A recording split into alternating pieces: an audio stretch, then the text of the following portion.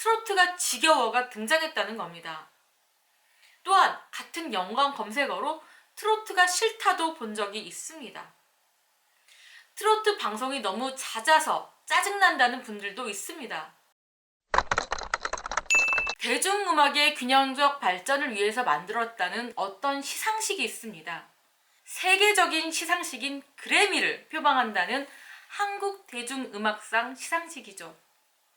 그런데 이번 시상식에서 총 3개 분야 24개 부문 후보에서 임영웅 씨를 비롯해서 탑6 그 누구도 후보에 이름을 올리지 못했습니다. 방탄소년단만이 올해의 음악인, 올해의 노래, 올해의 음반, 최우수 팝노래 등 5개 부문에 후보에 올라서 최다 후보가 됐습니다. 주류와 비주류의 경계를 가리지 않고 대중음악의 균형적 발전을 위한다는 한국대중음악상 시상식. 하지만 이 시상식에는 트로트가 빠졌다는 기자와 관련 업계 질타가 쏟아졌습니다. 이를 의식한 듯 선정위원장은 트로트가 빠진 이유에 대해서 설명했습니다. 방송가에서 트로트가 인기 있는 이유를 알고 있다. 하지만 인기가 있고 유행을 한다고 장르를 새롭게 만들어야 할 이유는 없다. 트로트 역시 팝 장르로 포함해 심사를 하고 있고 그랬기 때문에 과거 장윤정도 후보가 된 적이 있었다. 음악적으로 주목할 만하다면 후보로 포함시킬 것이다 라는 뜻을 밝혔습니다. 트로트는 음악적으로 주목할 수 없었다 라고 해석해도 무리는 아니겠죠? 그렇다면 이 상의 기준은 무엇일까요? 아티스트의 인기, 음반 판매량 등이 아닌 예술적 가치가 선정 이유라고 합니다. 그렇다면 시상의 심사는 누가 맡았을까요? 평론가, PD, 기자, 학계, 시민단체 등 다양한 분야에서 참여한 선정위원 56명으로 알려져 있습니다. 하지만 선정위원 대부분이 30, 40대 남성으로 특정 세대, 성별이 지나치게 집중되어 있다는 비난과 우려의 목소리가 높습니다.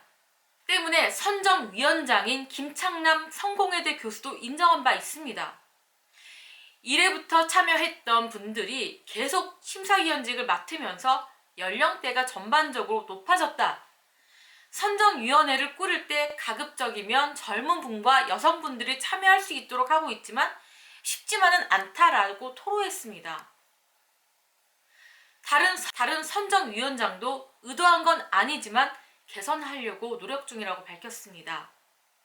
그런데 다만 이런 지적이 올해만 있는 게 아니었습니다. 바로 전번 시상식에도 송가인 씨와 유산슬이 많은 사랑을 받았음에도 역시 후보에서 제외돼서 큰 논란이 일었죠.